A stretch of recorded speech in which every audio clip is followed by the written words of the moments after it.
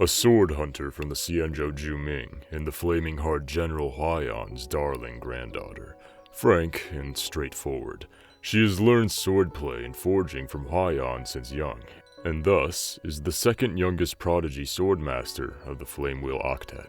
Fueled by an intense loathing for the cursed swords that emerged from the Juming, she vowed to hunt down and wipe out all cursed swords. Watching her father refine swords in the workshop would always stimulate her hunger, more so than usual, probably because of the intense heat emitted by the furnace. As a result, she typically disappears within a few hours, sneaking off to the market to fill her belly, apparently so that she would be in a better frame of mind to observe and learn from her father.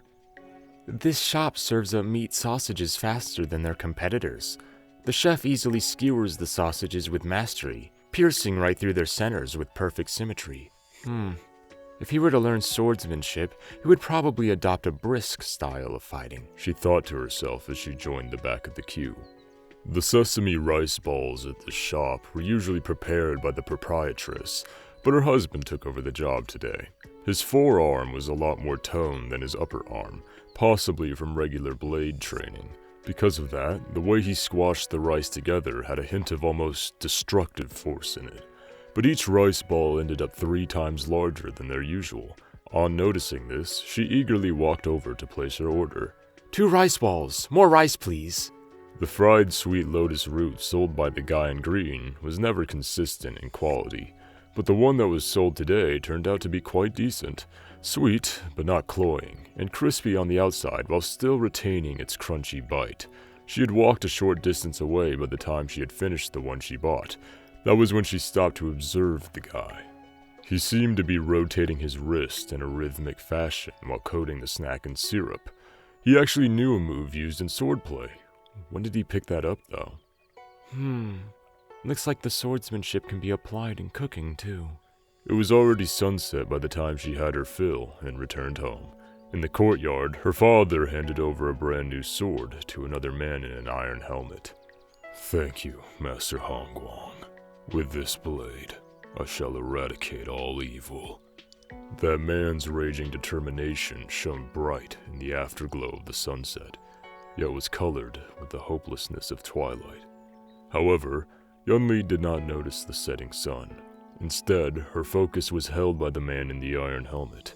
Before her was clearly a burly and robust man, yet he was given such a lightweight sword. The sword's tip was also broader than that of an average sword's. Such a design would be advantageous when fighting enemies from all sides. But, strangely, after accepting the blade, the first thing that man did was to assess the tensile strength of the sword's tassel. That man's an assault cavalry, right? The sword's already so light, and he's still hoping to grab onto the tassel to keep his sword from flying? He seems to possess decent horsemanship, but he also looks like someone who would flee on the eve of a battle. He isn't worthy of your sword. Hongguang stared at Yunli in surprise. All that snacking is just for acuity training. She followed the sound to a corner of the workshop. Her father was nowhere to be found, and on the ground laid the frame of a large sword made from an iron alloy. Picking it up, Yunli realized that the sword frame even stood taller than her. Curiously running her fingers over it, she then imitated how Hongguang normally worked, pretending to refine the sword frame. But this large sword never got forged. Hongguang smelt the Heliobus curse sword instead, bringing a tragedy upon the Flamewheel Forge. Yunli narrowly escaped the fate of the others, only because Huayan arrived in the nick of time to rescue her. She became a disciple of Huayan thereafter, not forgetting to take the cursed sword billet with her. Yunli, your sword's more likely to break if you use raw materials of non-standard composition. A fellow apprentice couldn't help but offer her some advice. His sword soon chimed in, though criticizing Yunli's smithing in a dainty manner. Why don't you go out there and scrape more bark instead, snob? The other students looked on with confusion and discomfort, prompting Yunli to look up at her fellow apprentice and the now silent sword. Sorry, that wasn't directed at you. It was meant for your sword. My name's Radiance because of my sharp blade and glistening hilt. but she knew the sword's fate.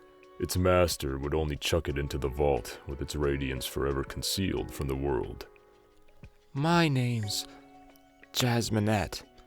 I like the jasmine flower that is engraved upon my hilt. She could tell Jasminette was annoyed at the frivolous name that its master chose, but it delighted at being cherished.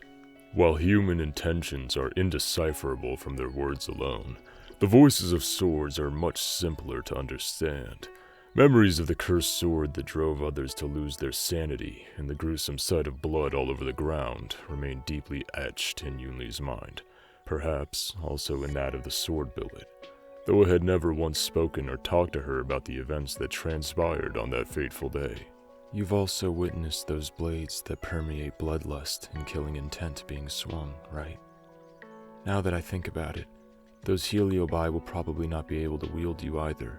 You're big and blunt, and spiritless too. The sword billet trembled suddenly, kicking up a layer of dark carbon dust that fell like an awe-inspiring nebula. So you were abandoned by that person because you rejected the heliobus, a theory that even an unfinished sword understands. Why didn't But when can a sword be considered finished? Unable to help herself, she reached out to run her fingers over the uneven edges of the blade. Despite the lack of a central ridge, the sword could still be considered sharp. Not talking again? What a stubborn lump of metal you are. In that case, I'll just call you Old Metal. Don't worry. To others, you might simply be a billet without a point, but that is immaterial to the intent of swordsmanship.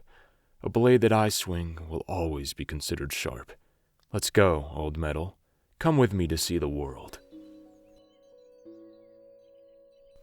Why did you steal someone else's sword? Huayan sighed. As for Yunli, she resented the fact that something so minor had been reported to her grandfather once again. Although a sword is not made from flesh and blood, it still draws upon the hopes of its swordsmith and absorbs the ambitions of its swordmaster. Did it never occur to you that a sword would lose its heart once it leaves the hands of its master? But there are many types of people as well. There are those who make use of their famed swords to show off their status just for the sake of a little convenience, and others who rely on the great swords that they have inherited from their families to bully the weak. Some even go around flaunting the relic blades of their elder siblings, who are Cloud Knights. These are the people whose swords I've taken. Huayan looked at the blade of forged remnants behind Yunli that she had named Old Metal. Even though the edge of the blade was still blunt and unfinished, it still stood tall and firm, just like the little girl before his eyes. I just can't stand for precious swords being wasted like that. Since you've won the sword, are you going to take it out with you next time? But I already have Old Metal. Wouldn't that be too fickle-minded of me? Then what about the swords you've won previously? Are they being locked away, restricted from being able to showcase their brilliance? Of course not. I haven't thought about it yet. What about sparring? I'll give them to anyone that beats me in a bout of sparring. Forcing the sword's intent and bestowing them with a new purpose isn't the best future for them. Seeing Yunli's frustration and hesitation, Huayan couldn't help but laugh, a crack showing in the stern front that he had put on. You're still young. There's no need for you to consider such a serious issue yet. However, she couldn't help but think about it as the memories of the past replayed in her mind. Outside, the sun was setting, bringing with it the darkness of the night. So, who actually makes the choice? The sword or its wielder? She flipped the sword over to allow the flames to better engulf its body. A sense of bitter resentment rose up within her, despite the searing temperature of the molten remains. Yunli stared expressionlessly into the sunset outside the window. With age, she had gradually found answers for the questions she once had. Heliobi. Absorb human emotions and devour their feelings. The blade, a weapon that when pointed at enemies would be filled with killing intent. When used in battle, the sword infused with a heliobus would continuously absorb rage, bloodthirst, and violent tendencies, and would then eat away at the mind of its wielder until it eventually became a cursed sword. Do you know what he felt as he swung his sword? Exhilaration, pride, a sense of self-importance. He was just an ordinary cloud knight who was always at the bottom of the barrel. I realized the wish that he could never have achieved ever. Just what right do you have? She added another kindling to the fire.